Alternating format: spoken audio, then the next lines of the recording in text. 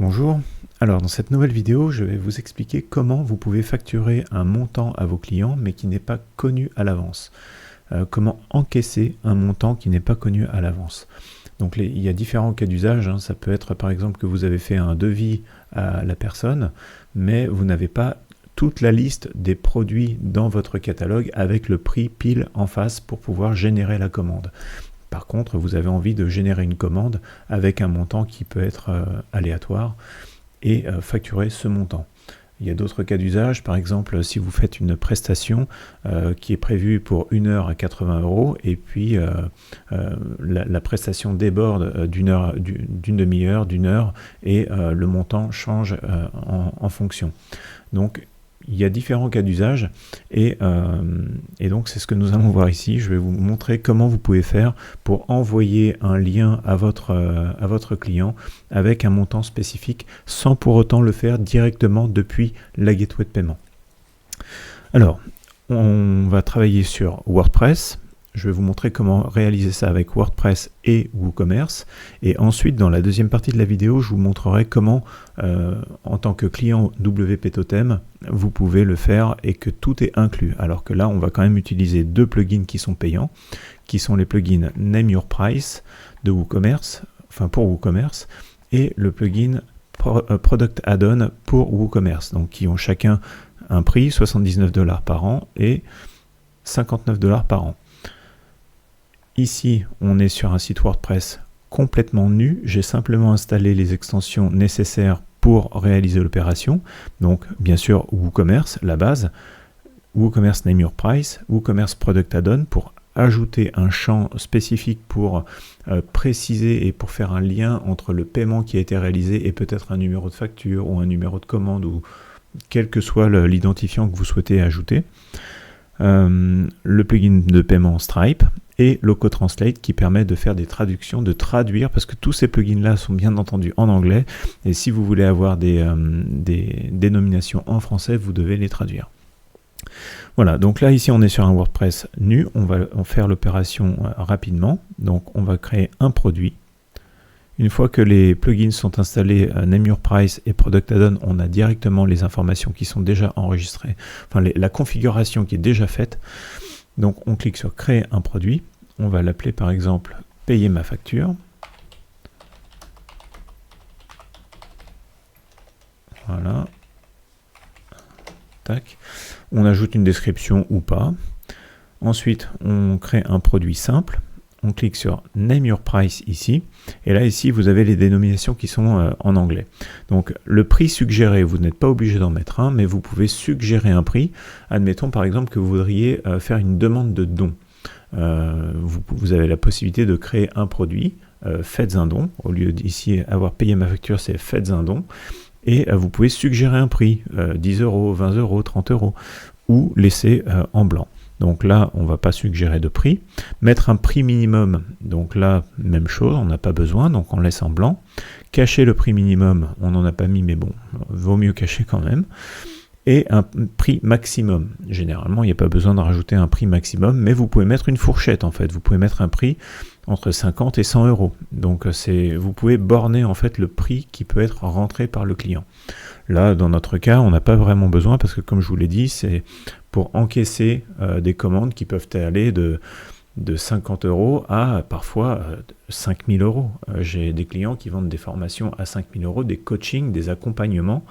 Et en fonction des options qu'ils ajoutent, eh bien, le prix peut varier sans pour autant qu'ils aient déjà créé un produit spécifique avec toutes ces options justement. Et donc, c'est là tout l'intérêt. Donc, ici, on a les différentes informations qui nous intéressent. Donc là, c'est-à-dire rien du tout, on ne met rien du tout. Et ensuite, on va cliquer sur Module. Et là, on va ajouter un champ qui va être un texte court. Et on va le nommer, voilà, j'avais déjà mis numéro de facture. Voilà, comme ça, l'idée en fait, c'est d'envoyer le lien vers la page du produit payer ma facture à son client. Le client rentre le montant qu'on lui a demandé de payer, qui est soit sur un devis, soit dans un message WhatsApp, soit dans un email, peu importe le média utilisé pour envoyer la demande de paiement.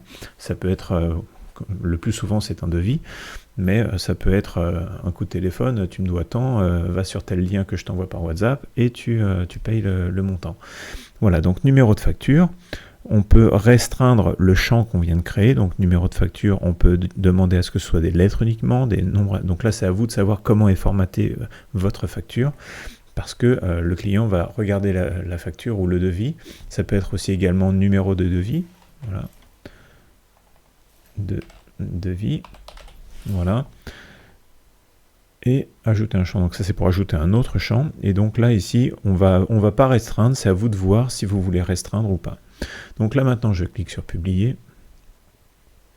Voilà, donc le tour est joué. J'ai mon lien ici avec le nom produit ici. Alors il existe une méthode pour enlever la dénomination produit ici, mais on ne va pas voir ça maintenant. Sinon ça pourrait durer des heures. Donc il y a vraiment beaucoup de choses à faire. Donc là ici, on clique sur notre lien et on a... Donc là, c'est un WordPress tout nu, dénué de tout design, donc c'est brut de fonderie. On a notre page produit, donc on aurait pu ajouter une petite image ici avec une image de facture ou peu importe.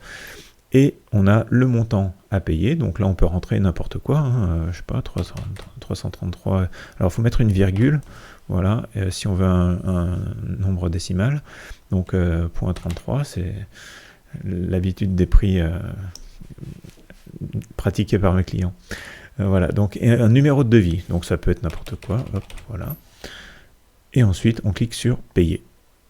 Voilà, donc là, le produit a été ajouté au panier. Alors, il existe une autre extension qui est gratuite cette fois, qui s'appelle Direct Checkout. Donc là, une fois que vous auriez cliqué sur payer, le client serait envoyé directement sur la prochaine page.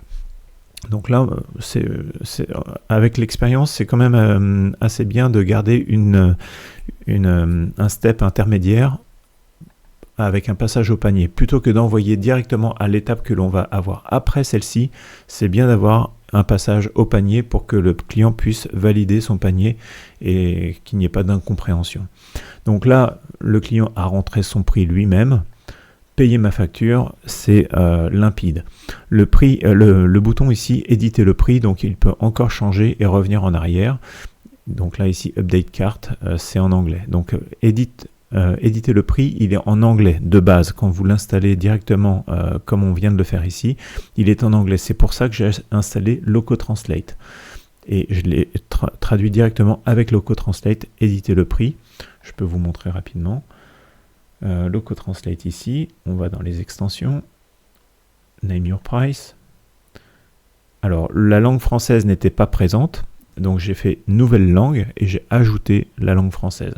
Ensuite on clique sur modifier, ici Edit, voilà, et Edit Price, et c'est moi qui ai ajouté éditer le prix ici. Tout à l'heure on a vu qu'il y avait un update carte.